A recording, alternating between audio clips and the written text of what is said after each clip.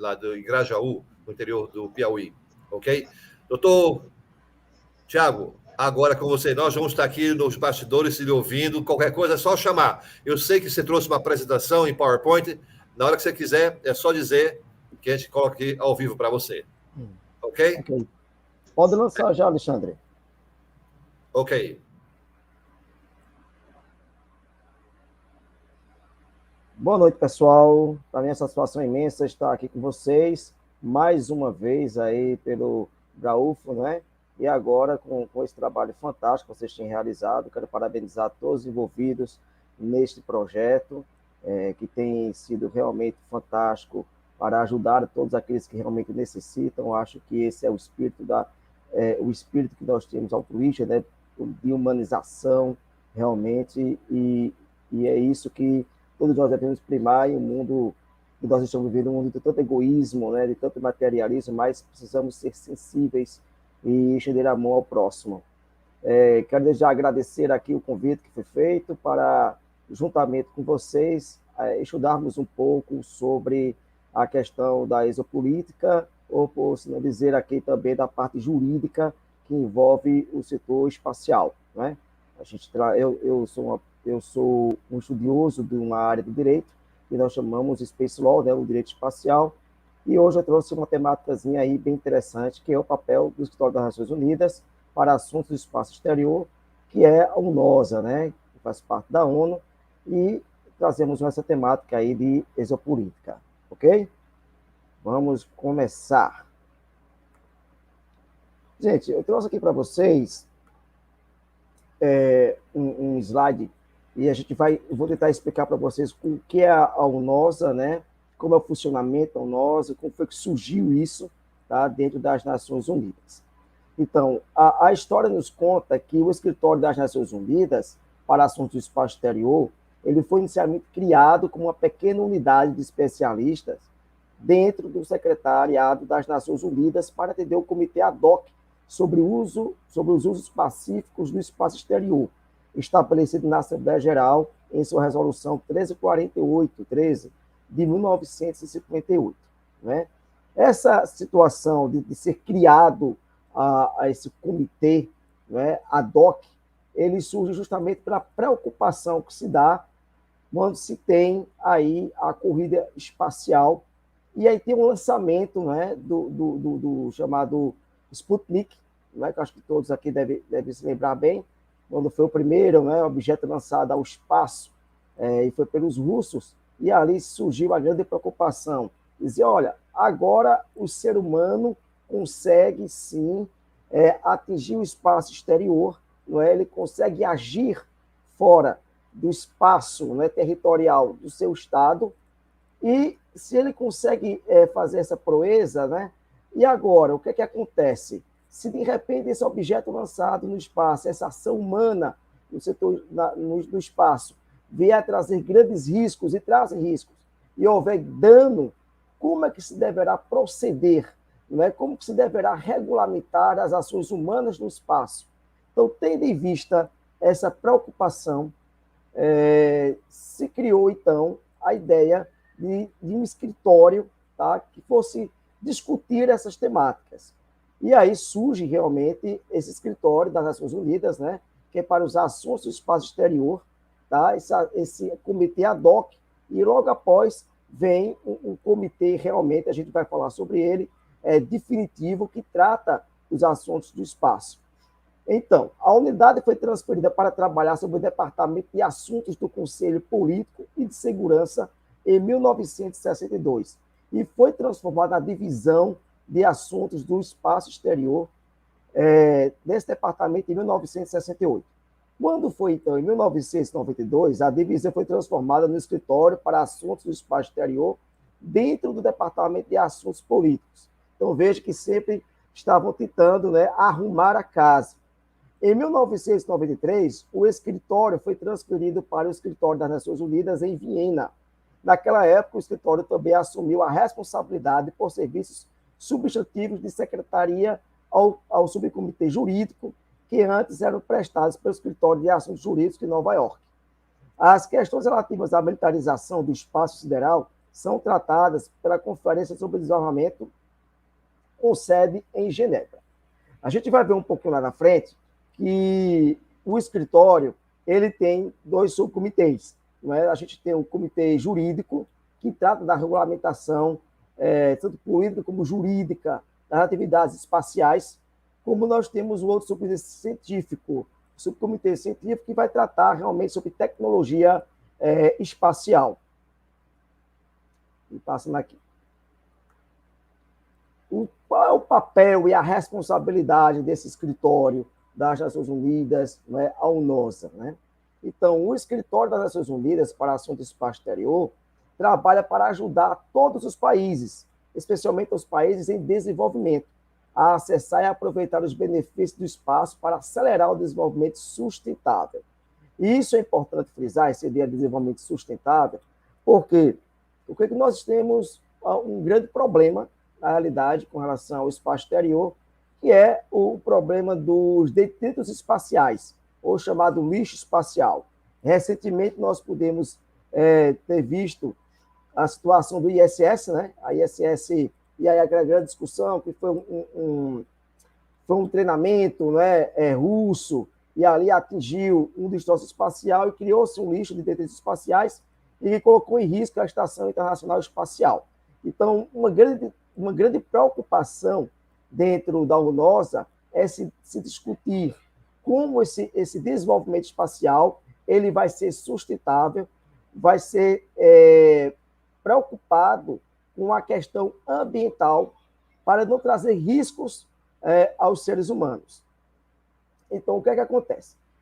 Trabalhamos para atingir esse objetivo por meio de uma variedade de atividades que cobrem todos os aspectos relacionados ao espaço, desde leis espaciais até aplicações espaciais. Como falei para vocês, as leis espaciais, o subcomitê jurídico da UNOSA, que discute os regulamentos, e o subcomitê científico discute a questão, realmente, como científico já disse, né, a questão de tecnologia espacial.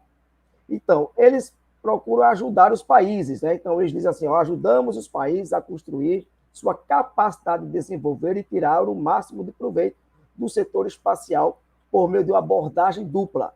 De um lado, fornecemos recursos como treinamento, workshops, conferências e portais de compartilhamento de conhecimento. Por outro lado, complementamos essas oportunidades com oportunidades concretas para os países expandirem suas capacidades espaciais, como bolsas de estudos e programas competitivos, alguns dos quais voltados especificamente para países em desenvolvimento. Por exemplo, na nossa iniciativa e acesso ao espaço, que aqui é do site que eu tirei para vocês, tá? Então, quando vocês acessam o site, vocês podem clicar nesse link aí e vocês vão ver as iniciativas. Vou citar uma delas. Em 2018, ocorreu aqui em Natal, né, um evento, foi um excepcional, participei desse evento das Nações Unidas, que foi sobre desenvolvimento de pequenos satélites. Ele ocorreu ali no FRN, foi fantástico, vieram especialistas do mundo todo para discutir sobre tecnologia de pequenos satélites. Foi uma oportunidade bacana ali e discutimos também a parte jurídica. Tivemos nessa oportunidade também de visitar ali a Barreira do Inferno, de discutir sobre o centro vocacional ali de Natal, né? Então, foi fantástico isso aí e trouxe um grande aproveitamento e desenvolvimento de tecnologia e de estudos no setor espacial brasileiro. Existem outras iniciativas, por exemplo, agora que se está discutindo tanto a questão do gênero feminino, da participação mais importante, né, mais incisiva, mais da mulher, né, porque antes as atividades eram muito mais masculinas e hoje nós observamos o papel da mulher, que tem sido realmente bem vislumbrado em diversas instituições e não seria diferente da própria Nações Unidas, né? E aí existe uma área, tá? Existe uma iniciativa que é chamada Mentoria para Mulheres no Espaço. Então, fantástico essa mentoria para mulheres no espaço, tanto para aquelas mulheres que desejam estudar, se aprofundar em legislação, como para aquelas que desejam empreender no setor espacial. E tem uma série de mentores que são fantásticas, entre elas eu tenho uma grande amiga minha que é brasileira, hoje uma das maiores mentoras nesse programa, que é a doutora Ana Cristina Rosa, que tem uma startup ali na Alemanha, na Agência Espacial Europeia, está incubada lá, essa startup dela, que tem uma preocupação humanitária, que é justamente o monitoramento do mosquito Aedes aegypti. Tá? Então, as pessoas que estão interessadas, elas procuram se inscrever nos links que são lançados pela UNOSA para se estudarem, se capacitarem nesses programas. Na área de redução de risco de desastre, nosso programa dedicado, né, justamente como resolver o problema de que esse lixo espacial, por exemplo, ele não venha a cair, ele não venha a provocar danos, e precisa, então, haver regulamentação, haver uma tecnologia que seja capaz de resolver esse problema e evitar danos, porque a atividade espacial, toda ela é uma atividade de risco, tanto para aqueles que estão ali na frente, né, conduzindo, como também todos nós que estamos à mercê dos entes espaciais. Então, nessa realidade, nessa situação aqui, ele ajuda os países a usar dados e tecnologias espaciais como imagens de satélite, também para prevenir e gerenciar desastres.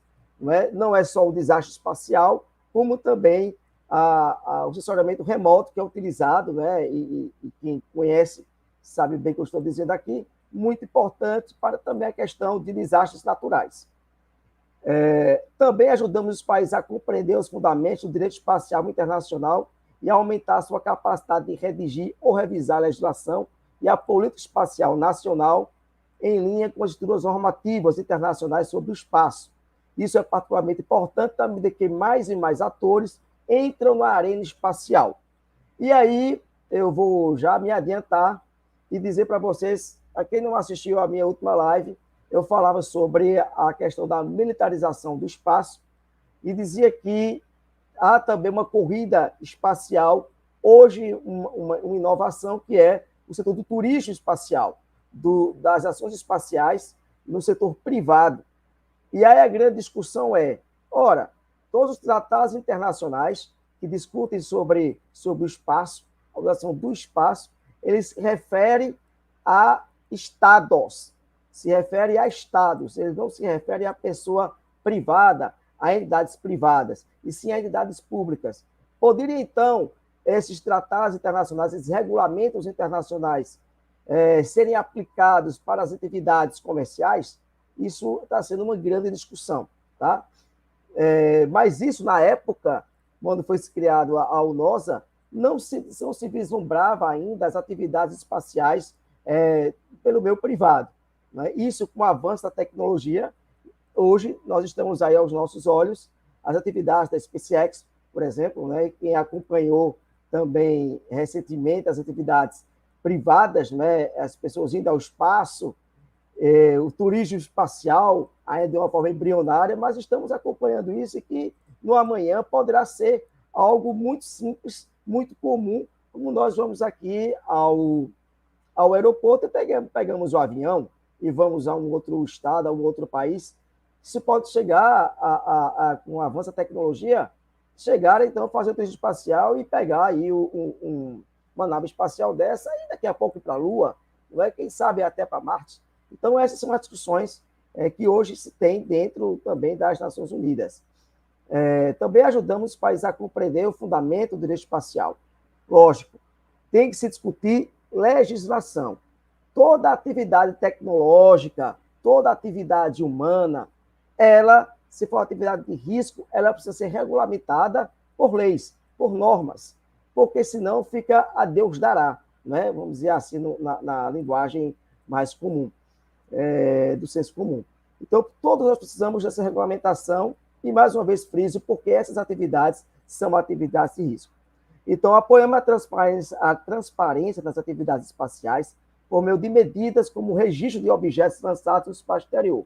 Lógico, todo objeto lançado no espaço exterior, ele precisa de um registro, de uma etiqueta, para se saber quem foi que lançou, quem é o Estado soberano, se foi os Estados Unidos, se foi o Brasil, se foi a Itália, etc. qual Estado lançou esse objeto.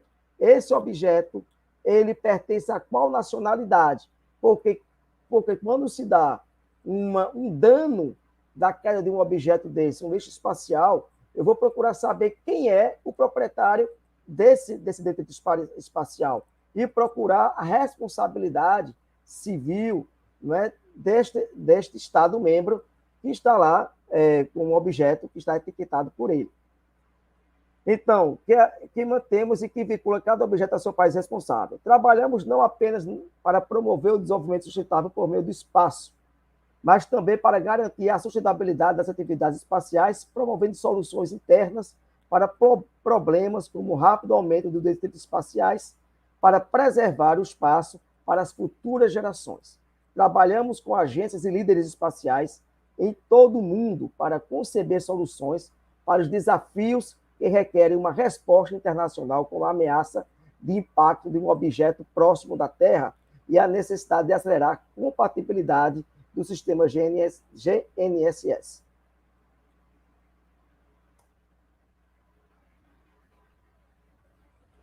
Agora, vamos falar um pouquinho, eu estou sendo um pouco acelerado, tá certo? Mas eu acho que dá para vocês compreenderem bem.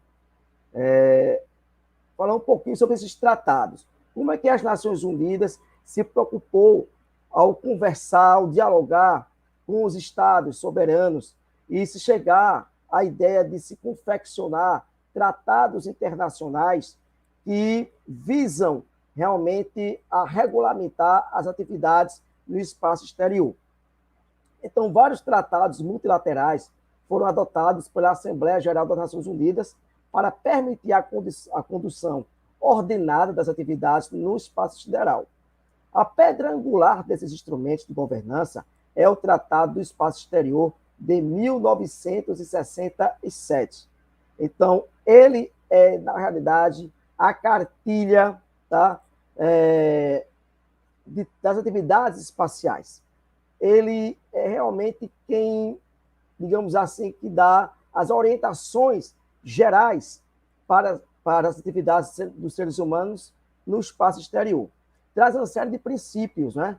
Então, entre os princípios consagrados no tratado estão a liberdade de exploração e o uso pacífico, né, do espaço também. Então, o uso do espaço para o benefício e interesse de todos os países e não a não apropriação do espaço exterior, incluindo a Lua e outros corpos celestes, e a proibição do emprego de armas nucleares ou outros tipos de armas de destruição em massa no espaço sideral. Ou seja, essas discussões, esses princípios, tá? Eles regulamentam, e vocês podem observar, as atividades dos seres humanos no espaço e dizer, olha, o espaço ele é livre para exploração.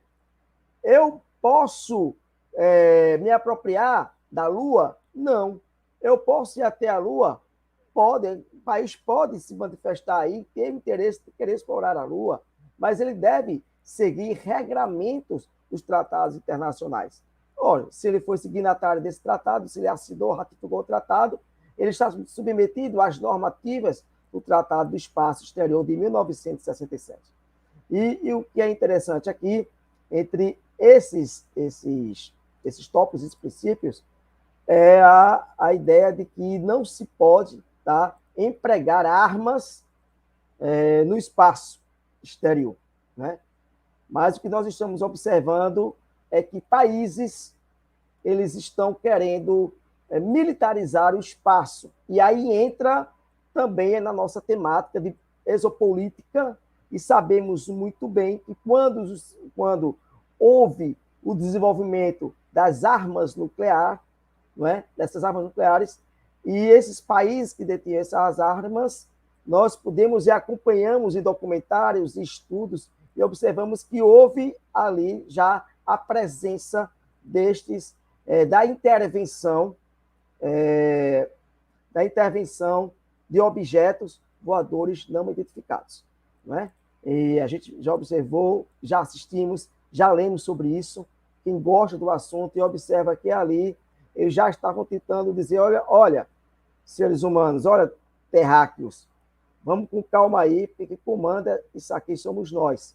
Nós estamos aqui para sermos pacíficos, para buscar que vocês também tenham essa atuação de forma pacífica.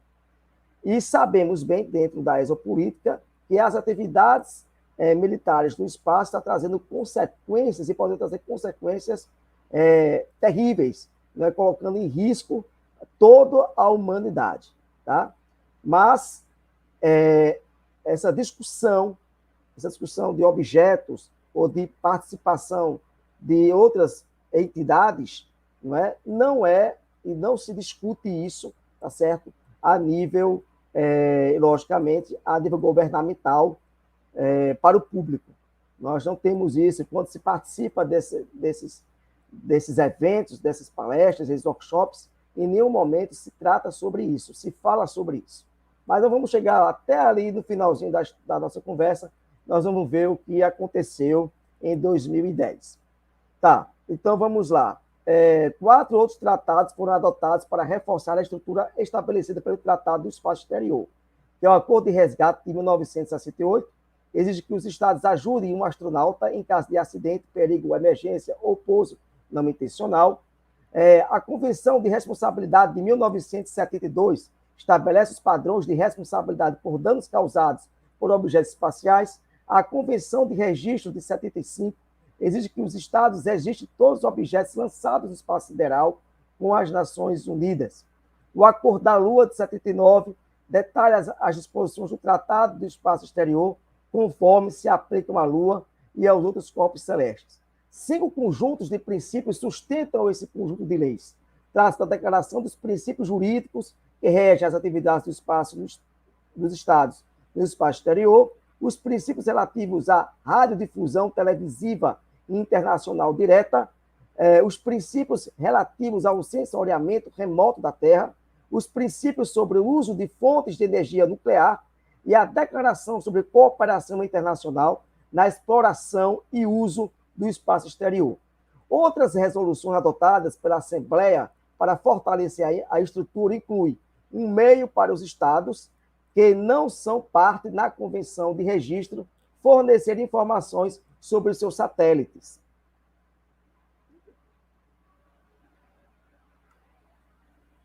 Vamos adiantar mais um pouquinho. Então, nós tínhamos ali, eu conversei com vocês um pouco, pode ser até um pouco enfadonho, mas precisamos esmiuçar para vocês compreenderem como é que é o funcionamento, como é que se dá a discussão das atividades espaciais pelas Nações Unidas. Qual foi a preocupação dela, né? Então, o Comitê para o Uso Pacífico do Espaço Exterior, que é o chamado COPUS, tá? Então, todos os anos tem uma reunião no COPUS, que é um fórum para o desenvolvimento do direito espacial internacional.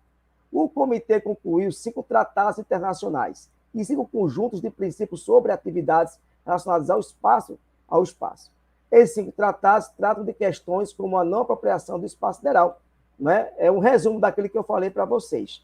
Então, cada um dos tratados enfatiza a noção de que o espaço sideral, as atividades realizadas no espaço sideral e quaisquer benefícios que possam advir do espaço sideral devem ser dedicados a melhorar o bem-estar de todos os países e de toda a humanidade, com ênfase na promoção da cooperação internacional, da cooperação dos povos.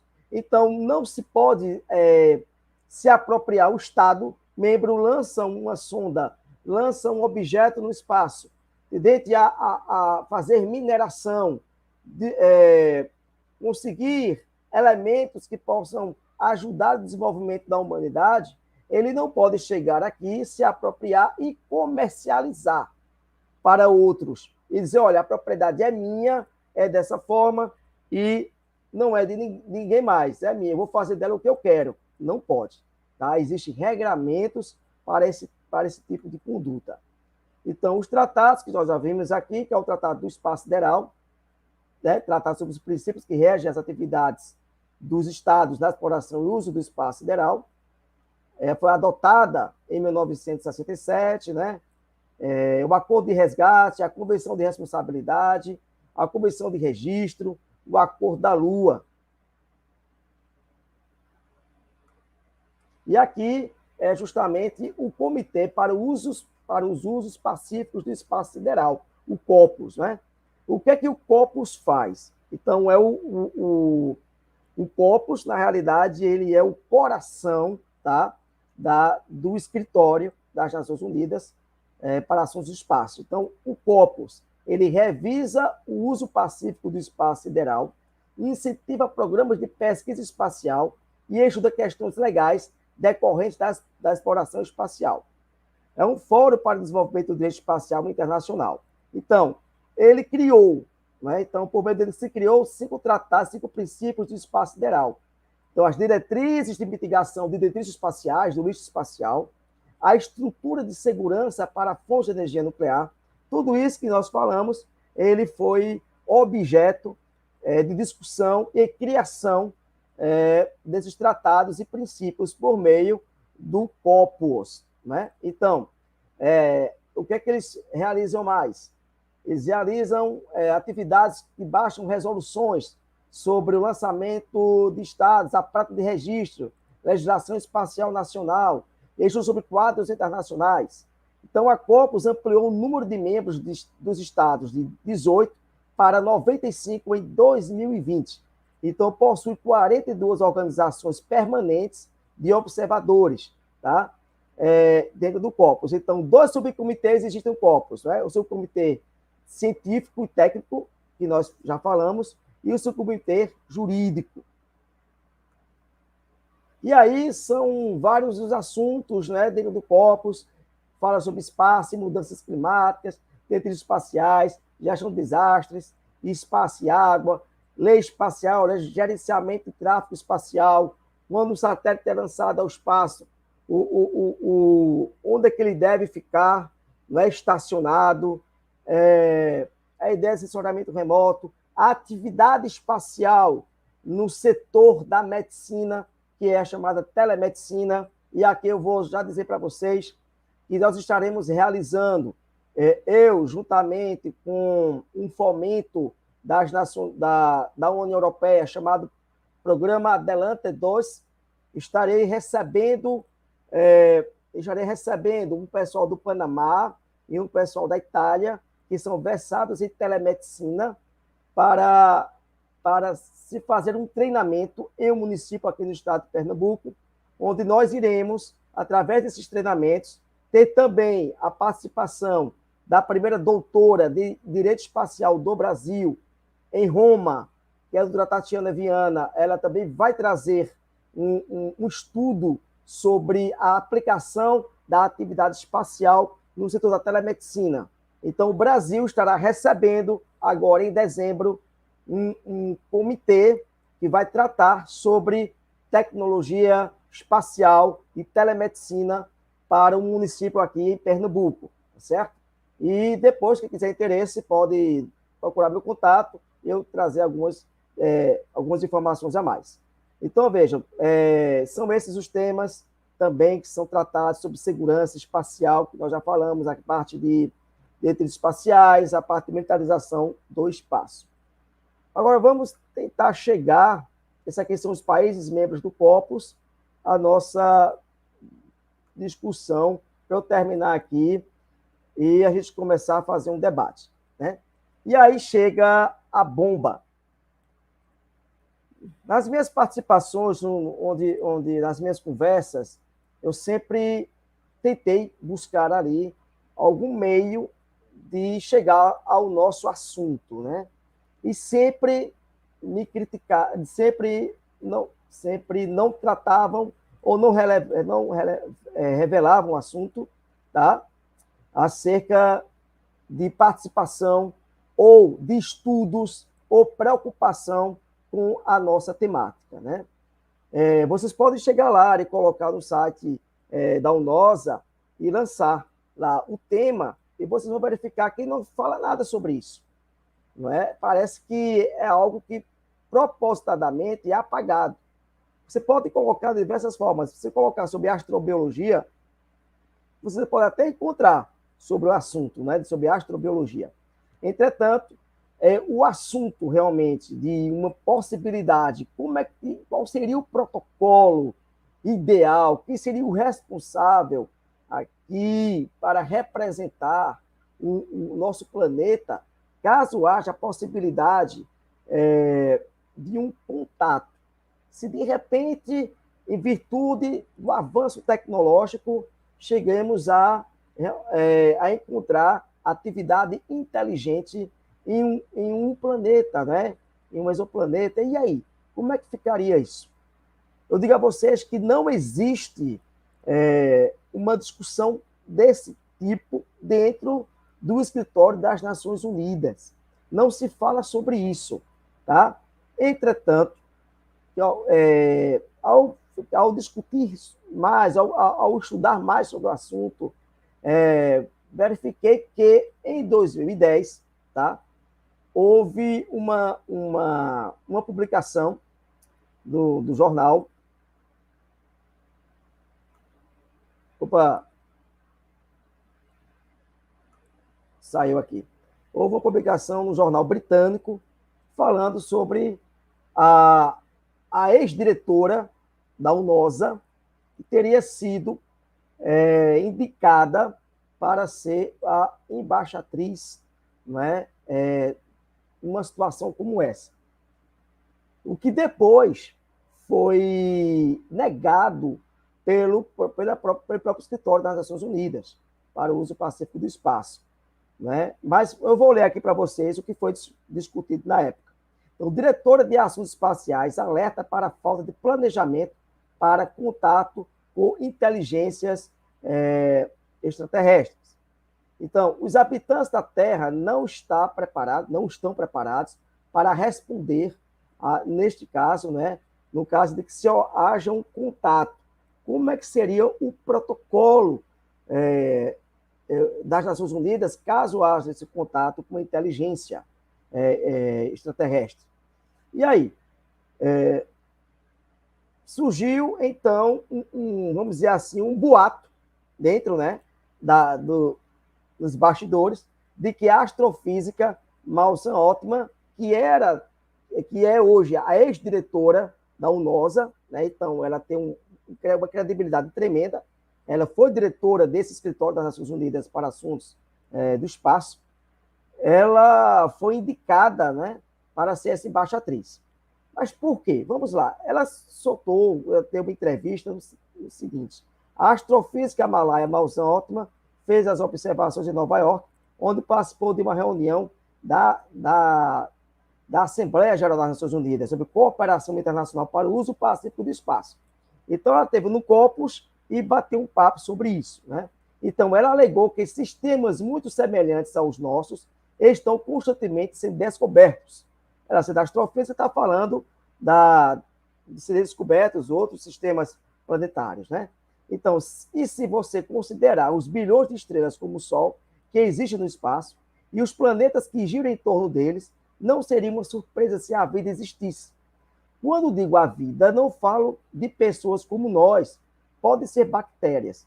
Não falamos nesses encontros sobre as personagens verdes, que é a conotação que é dada a todas as oportunidades que se fala sobre vida extraterrestre, disse ela, né? Aqui eu traduzi, foi um erro de tradução.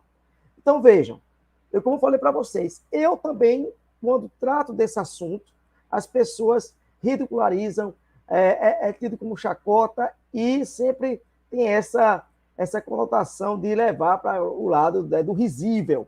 Mas essa declaração dela tem um peso extraordinário, porque ela foi diretora do maior escritório, não é, que representa os assuntos das Nações Unidas voltada para o setor espacial. Então, olha, observe que ela teve essa sensibilidade. Então, ela, funcionária, disse que à medida que a exploração espacial melhorar, a detectação da vida se tornará mais provável.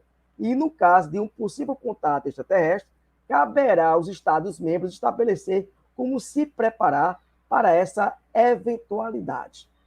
Não é? Mas, dentro do corpo, dentro das discussões que se tem no escritório, é sobre lixo espacial, sobre militarização do espaço, mas não se trata sobre esta temática, tá? Pelo menos de uma forma pública, não é? Para que a gente possa tomar conhecimento. As pessoas que estão dos bastidores, talvez possam estar discutindo sobre isso. Entretanto, essa declaração dela, não entretanto, né? Mas assim, com essa declaração dela, surgiu algumas interrogações, e dentre dessas interrogações foi: será que quem deveria ser cotado para ser embaixatriz, para ser o representante ou embaixador representante do nosso planeta quando houvesse um contato como esse? Né? Então, ela mesma disse que não seria a competente para isso, não é? Mas sim o secretário-geral das Nações Unidas, que seria assim, o representante da Terra quando houvesse um contato com vida inteligente. Tá? O que é que ocorre? Quando foi publicado tudo isso em jornais, etc., imediatamente o escritório das Nações Unidas calou, abafou, vamos dizer assim, não é? Encobertou, né? Cobertou isso aqui, disse: não, isso aqui foi uma conversa, isso foi um boato, isso nunca existiu, de que houvesse a indicação desta ex-diretora da UNOSA para ser a embaixatriz numa eventualidade como essa. Isso se deu em 2010, essa discussão. Até porque, na época, ficou se discutindo muito com o Stephen Hawking, se houvesse a vida inteligente, como seria que, se esse contato ocorresse, iria ser desastroso para a humanidade. Então, essas discussões foram travadas, e aí veio esse assunto, mas que foi realmente abafado e negado pelo escritório das Nações Unidas logo em seguida. O que é que ocorre? Eu estou tentando manter um diálogo com esta pessoa, né, com a ex-diretora da UNOSA, porque a minha pesquisa está versando sobre este assunto, e estou procurando extrair da mesma essa verdade. Né? Então, eu acho, particularmente, que realmente existiu isso, tá? E que estão tentando realmente esconder do público, né? Como geralmente fazem. E isso está sendo o tema dos meus estudos, né, da minha pesquisa atualmente, tá certo? Quando eu tiver mais informações sobre este assunto, eu vou estar aqui preparado para trazer estas novidades para vocês, que eu creio que será bem em breve. Mas aproveitando essa parte das Nações Unidas, eu quero alertar para vocês que uma pesquisa que eu realizei dentro do Vaticano, conversando, dialogando, na época, com o diretor do Observatório do Vaticano, na época, em 2012, 2011, por aí, comecei a dialogar com ele por causa de um livro que foi lançado, depois eu passo para vocês aí, foi lançado uma publicação nos Estados Unidos, e eu fui conversar com as pessoas, as figuras que estavam nesse livro. Eu gosto de procurar a verdade.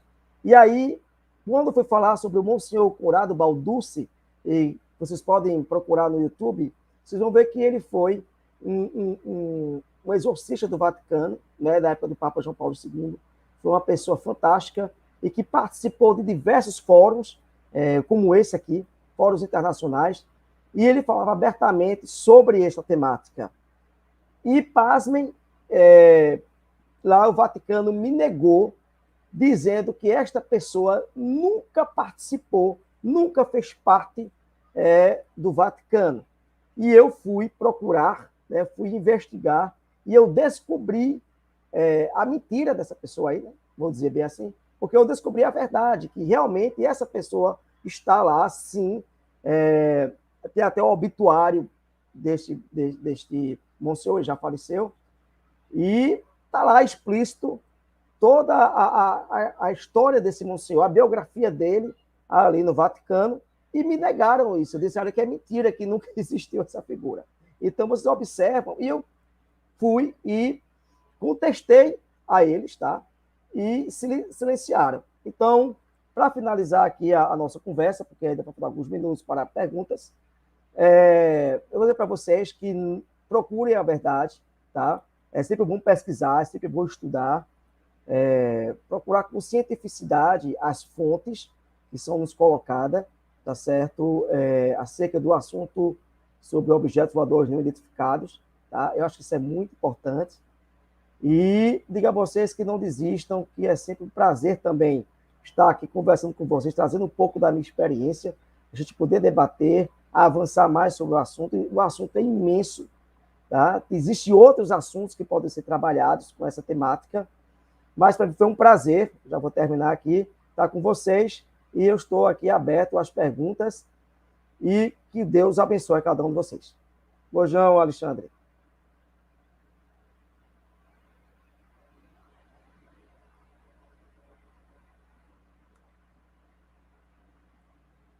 Terminado, Vanderlei.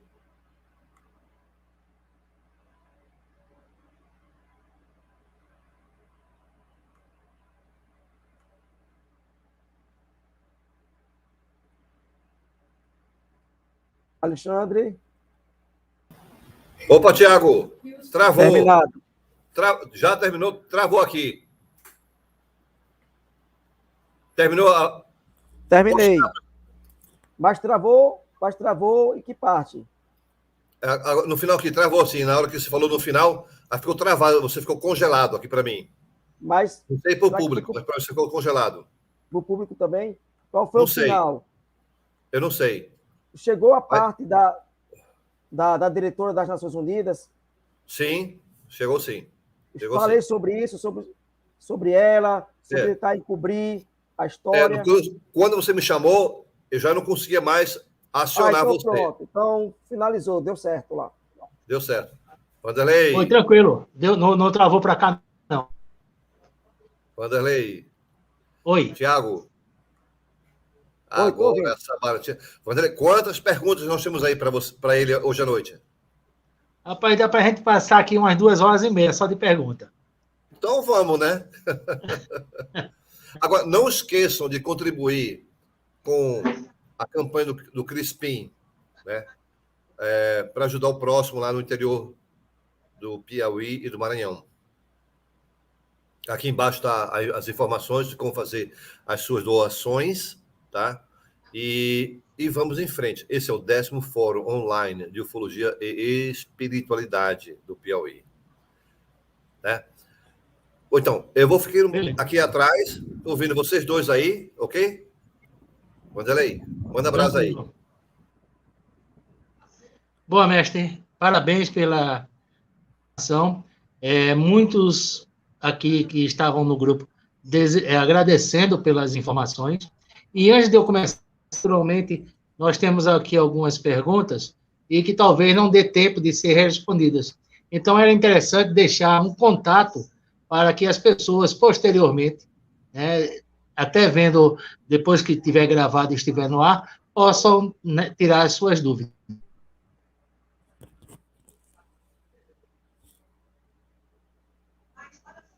Me ouviu, mestre Thiago? Sim, eu tô aqui. Tem perguntas? Não, eu solicitei ao senhor que deixasse um contato, porque algumas pessoas, posteriormente, ao vir, deixasse um contato para que elas pudessem tirar suas dúvidas.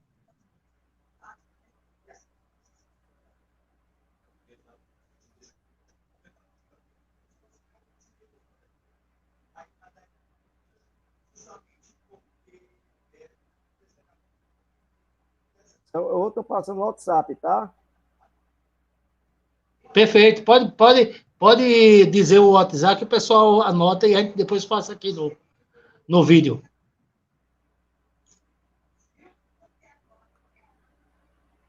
Eu coloquei aí o número aí do WhatsApp. Também tem o meu e-mail.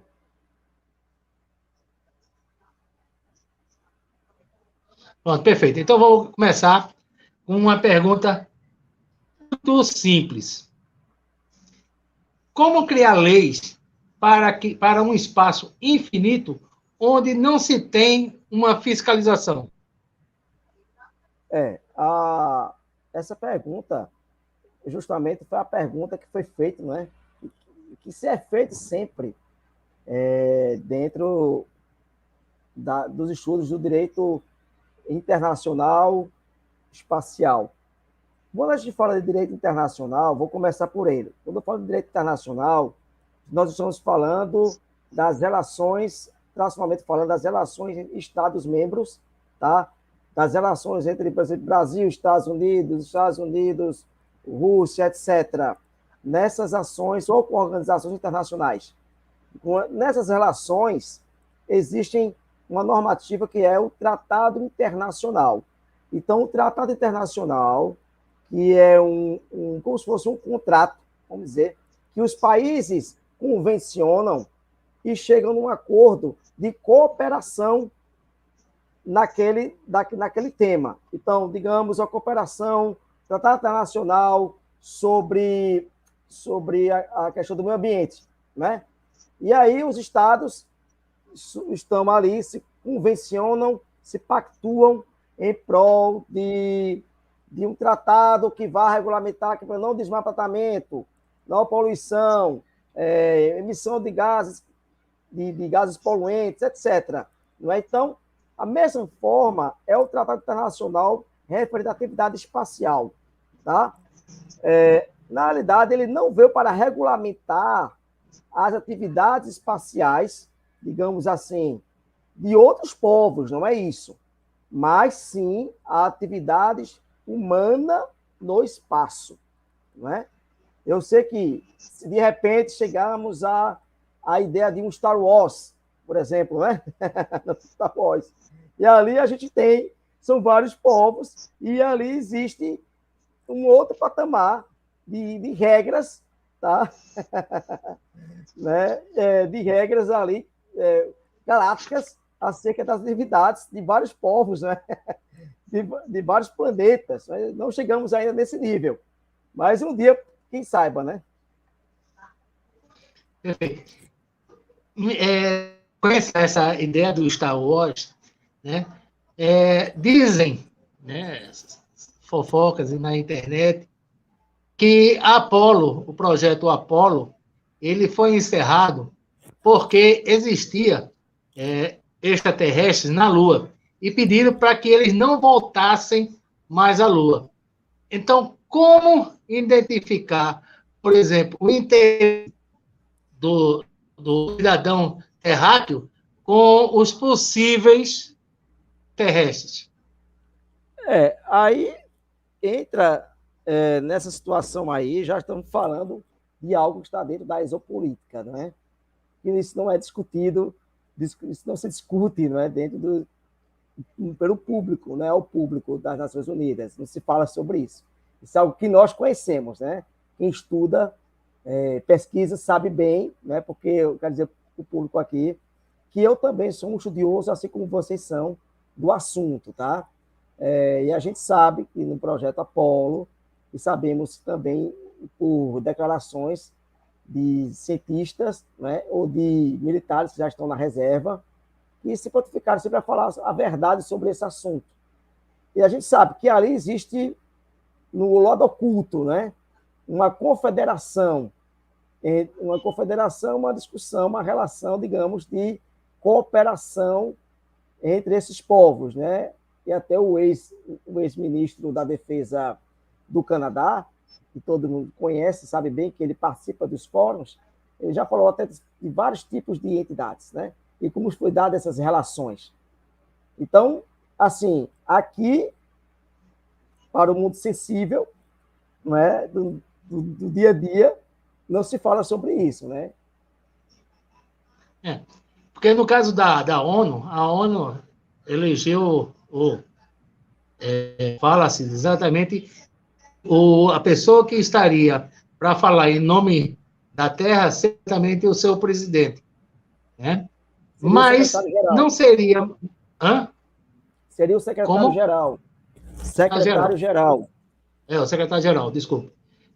Mas não seria mais interessante ter um representante que estivesse com as relações e a tecnologia mais avançada, como, por exemplo, a Rússia, que vive dentro da sua o Cosmolinha, né? Ou então os Estados Unidos, que tem seu conhecimento, né, de descobrimento. A China agora está fazendo um satélite, prevê satélite em nossa órbita de 1,5 km, ou mesmo a Índia, que buscava, através da espiritualidade, os contatos com os antigos seres que viviam batalhando no céu. Eu acho, porque se fosse uma nação, por exemplo, eu mesmo não sou adepto, se fosse apenas uma nação responsável por isso. Eu acho que deveria, porque o secretário-geral das Nações Unidas, porque, a priori, as Nações Unidas ela representa, tá, em parte, os interesses, pelo menos, de boa parte dos estados, né, dos países. Eu acho que a representatividade seria melhor. E não apenas de um país. Não é pela condição de tecnologia que esse país detenha, seja a Rússia, seja a China, ou seja os Estados Unidos. Não é? Porque isso poderia incorrer num risco maior para a humanidade. Imaginemos que houvesse, de uma forma mais pública, que esse fosse por meio do presidente dos Estados Unidos. Quais os interesses que os Estados Unidos iriam manter e, porventura, poderiam tentar, quem sabe, até se sobressair em prol dos menores. Tá? Eu acho que não seria o ideal um país, mas sim uma organização que representasse o interesse de vários países. Perfeito. A Eliane Neire, ela pergunta: já ouviu falar diversas vezes nos ETs? Já estão entre nós e se eles estão ajudando nessa transformação, a criação dessas regras com relação ao espaço? É o seguinte, né? A pergunta dela é uma pergunta que eu não tenho uma condição de responder, porque eu não vi, não vivenciei isso, tá certo? Mas dentro do que a gente sabe pela exopolítica, por outros colegas, né, que trabalham sobre exopolítica, eles falam sobre esse assunto, tá? Dizem que existe sim. Até, como eu já falei agora há pouco, o ex-ministro da Defesa do Canadá, né, o Dr. Paulo Rayleigh, ele já tem livros publicados sobre isso, e dizem que eles participam da cooperação. Né? Existe também uma professora, uma doutora que foi braço direito de von Braun, não é? Do Ernst von Braun. A gente sabe que ele foi o cara, né, da situação dos foguetes, né, foram lançados ao espaço, e ela confirmou realmente que existia sim. Ele confirmou, né, como seria uma agenda, e dentro dessa agenda, sobre a militarização do espaço, ela fala sobre a mentira de se dizer que deveria militarizar o espaço porque seria um risco para a humanidade. Então, ela, juntamente com o Jaime Moria, né, um ex-astronauta, o Dr. Edgar Mitchell, eles trabalhavam numa reformulação, numa proposta de reformulação desses tratados internacionais que nós temos, tá? Já colocando aí a ideia de uma cooperação com essas entidades. Mas isso é uma visão deles, tá? Eu não posso aqui atestar que existe isso verdadeiramente, que eu nunca observei. Tem uma pergunta aqui nós estamos exatamente indo ao espaço. Seria, no futuro, o nosso lar, o espaço e a Terra, nós iríamos visitá-la como turista? Essa é uma ideia, tá? É uma teoria, vamos dizer assim, não é? Que está se falando sobre isso bastante. A gente vê, por exemplo, algumas declarações de Elon Musk, pela SpaceX, né, e dos demais, E os outros que são da teoria da conspiração, que dizem que os poderosos, né, irão morar em Marte, ou morar na Lua, ou em outro planeta que fosse sustentável, e eles conseguissem, através da tecnologia, fazer uma terraformação, e nós ficássemos aqui e fôssemos colonizados por eles, né? Ou existe a outra ideia de que todos nós iríamos para lá, mas eu acho que o recurso, o custo é muito alto para levar todo mundo para um outro planeta, tá certo? E que aqui seria apenas um museu, tá? Poderia dizer assim, a história da humanidade começou aqui e tal, e nós estamos realmente desbravando outros mundos, né? Aí isso vem sempre aqueles seriados, né, de Star Wars, né, e me falha a memória agora, Star Wars e o outro que eu sempre gostava de assistir. Diga aí, meu querido. É Star Wars e Star Trek, né? Star Trek. Né? Então. Tinha muito. No meu tempo tinha Expedição Os Invasores. Perdido no Espaço. Né? Então, quem está aqui nessa sala, né? Eu acho que todos gostam desse filme de ficção científica. Né? Tem os mais maduros, quando eu digo os mais maduros, vamos dizer que são mais velhos, né? Mas que já de décadas atrás acompanham muito, né, esses filmes da década de 60, 70, 80, 90, e chegamos ao que nós temos hoje, né, de vários filmes legais de ficção científica. Pois não. Cheguei, né? Chegou, rapaz. Eu tenho uma pergunta. Chegou. Já chegou o eu tenho uma pergunta aqui. Não, deixa eu só fazer essa pergunta, que essa é muito interessante. Existe hoje uma corrida espacial, não de governos, mas de privadas. Como determinar a posse, digamos, de ouro para fazer a sua mineração por uma determinada empresa? É isso que está se discutindo, né? Essa discussão sobre a atividade privada no espaço. Como eu falei no início da nossa conversa, eu falei que esses tratados eles não vislumbravam entidades privadas, mas sim entidades públicas, entes públicos. Tá? E agora, como é que vai ser isso? Quais são as regras para isso aí? Como é que foi construído para regulamentar as atividades privadas? Isso ainda não se chegou a um consenso, tá certo? Isso ainda está em construção. Acho que foi isso que eu já falei da outra vez na live passada. E de alguns regramentos, né, ou mitigação desses tratados, tá certo? Mas ainda nada concreto, nada formulado para dizer, olha, as regras são essas. Por enquanto, se utiliza um princípio de direito internacional que é atribuído pelo direito internacional marítimo, tá certo? Pela ideia da nacionalidade, que também é aplicada até na Estação Internacional Espacial, que é pelo princípio da bandeira, né? Então, se é SpaceX, SpaceX dos Estados Unidos, então aquele objeto, mesmo ser privado, mas é da nacionalidade americana. Então, aquele objeto, se caísse, é dos Estados Unidos, porém, poderia haver aí uma responsabilidade solidária. Não é? Então, existem discussões que não se chegou a um denominador comum.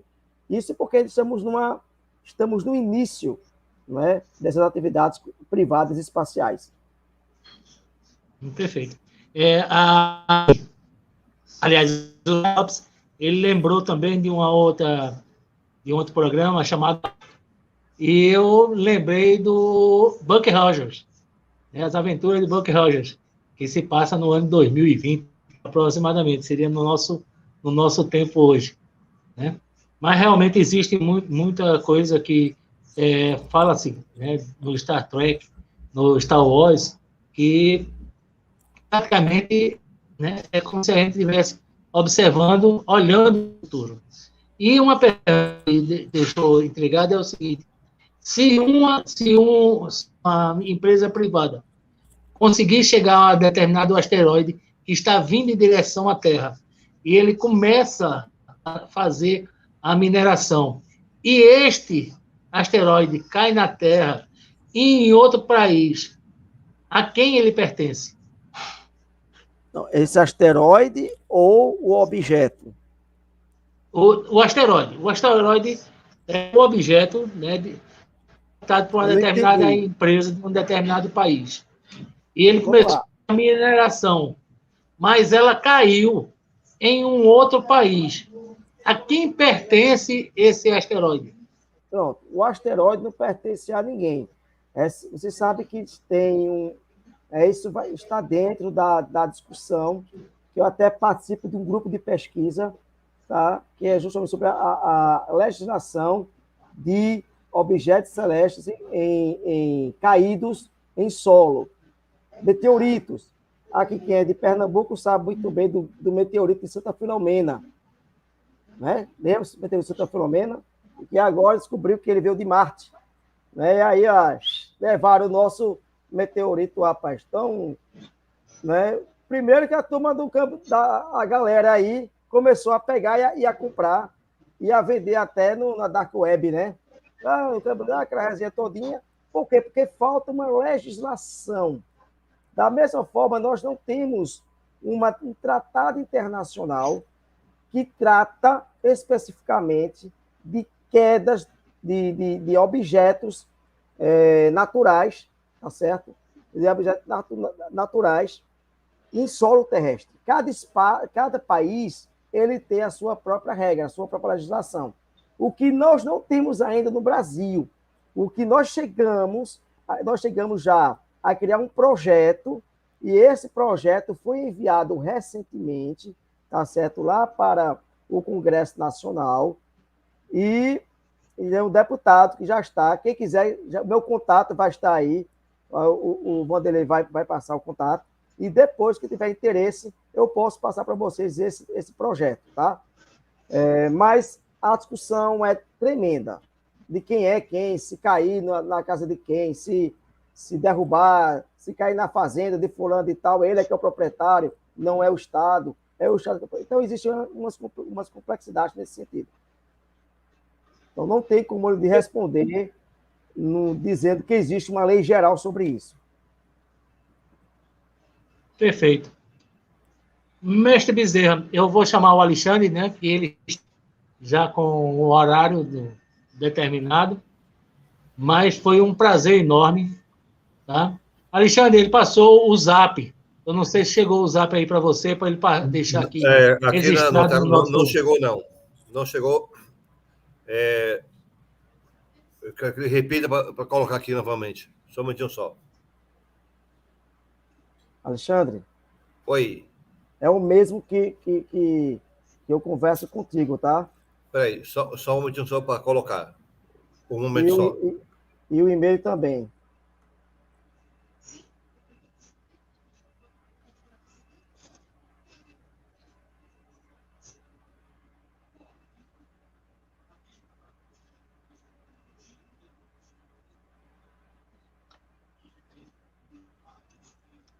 O senhor disse que vai ter uma reunião em dezembro aqui no Brasil, né? Sim. E eu achei super interessante as informações. O senhor podia dar uma informação mais detalhada sobre essa reunião? Posso. É o seguinte, é algo voltado para o setor da saúde, né? No início de agosto, eu fui contactado por um grupo da União Europeia, tá? Um fomento que surgiu chamado Adelante 2, para capacitar um determinado ente público na confecção, primeiro são os estudos, né, mas a confecção de uma tecnologia na área da saúde, né, que é voltado para a telemedicina. Essa telemedicina na época do Covid-19. Então, hoje, diante do cenário que nós estamos passando dessa pandemia, as atividades remotas cresceram bastante, inclusive as atividades na área da saúde. Do ponto de vista privado, nós já temos, né? Somos carentes de algumas legislações. Tem uma legislação de Bolsonaro, né? Do ano passado, mas nós não temos uma legislação específica de todo o regramento sobre a telemedicina. O que é que ocorre? Vai vir o Panamá, vai vir a Itália, vai vir a Espanha, né? Porque essa é uma relação não só da União Europeia, mas também de um país do Panamá, porque são pessoas que tratam já da telemedicina com avanço. Então, a expertise deles, então vem as pessoas de lá para dar uma capacitação a um município aqui que é beneficiário. Tá? Então, esse evento ocorrerá neste município, eu não estou falando o nome dele aqui por questão de sigilo, tá? Mas depois vai ser publicizado, mas ocorrerá em dezembro. Quando eu falei disso é porque num desses painéis nós vamos tratar sobre o direito espacial, a legislação do direito espacial, mostrando a importância de satélites no tratamento de dados e de satélites, dessa tecnologia espacial para a aplicação da telemedicina. O quanto isso é importante. E isso é discutido dentro do escritório das Nações Unidas. Muito interessante. Então, essa atividade aqui no Brasil. Ele vai ser específico ou vai ter a participação do público? Não, vai ter a participação de um público específico que é voltado para o pessoal da saúde, né? Somente 50 pessoas que poderão participar. Gestores na área da saúde, né? Ou pessoas de tecnologia aplicada à saúde. Interessante. A nossa tecnologia, agora chegando o 5G, deve dar uma dinâmica muito grande com relação a esses processos. Isso. O Brasil está pleiteando aí, né? Está a adentrar, né? Uma tecnologia 5G. Agora o negócio é ter recurso, para ser as estruturas para isso. E existe também, por outro lado, as consequências, né? 98-434-07. Quem for entrar em contato comigo, por gentileza, entre pelo WhatsApp, tá? E é bom, quando você falar comigo no WhatsApp, aí mencione que foi lá do fórum, foi da palestra, para poder eu responder a vocês. Pronto, inclusive o WhatsApp está aí no vídeo, para quem quiser posteriormente fazer alguma pergunta ao doutor Tiago. Tá? Alexandre, é contigo. Bom, chegamos ao final novamente. Doutor Tiago, obrigado aí muito pela sua colaboração. Eu que agradeço a todos aqui presentes. Vamos ajudar a UFO Piauí nas doações de cestas básicas. E eu queria também, ao mesmo tempo, fazer uma pergunta para você. Você acredita na vida alienígena aqui na Terra? Sim. Por quê? Por quê? Não só pelas experiências pessoais, mas também, né, pelas pesquisas. Eu sei disso. Né?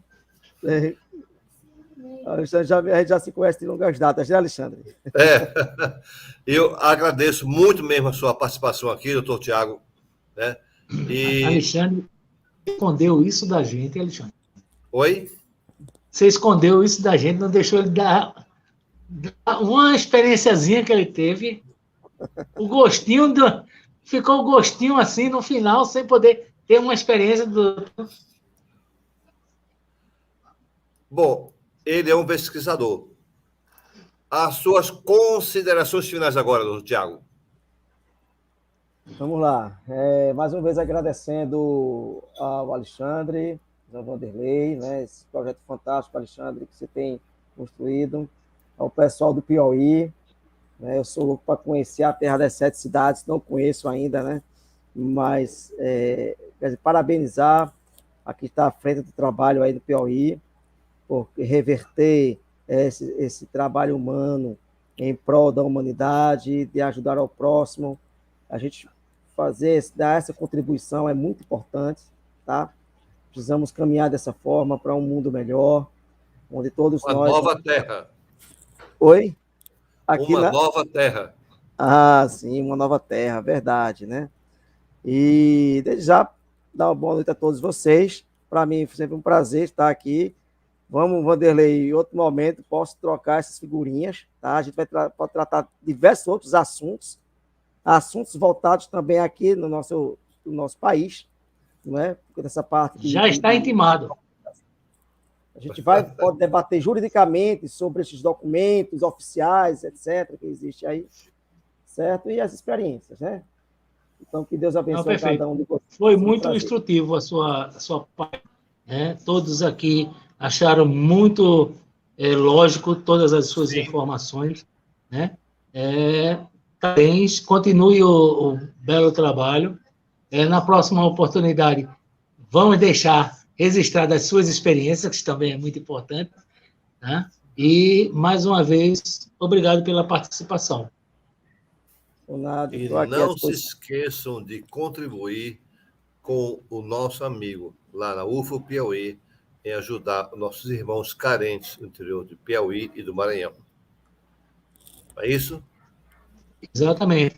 E também não esqueçam de deixar o like e falar convidar um amigo para participar do grupo.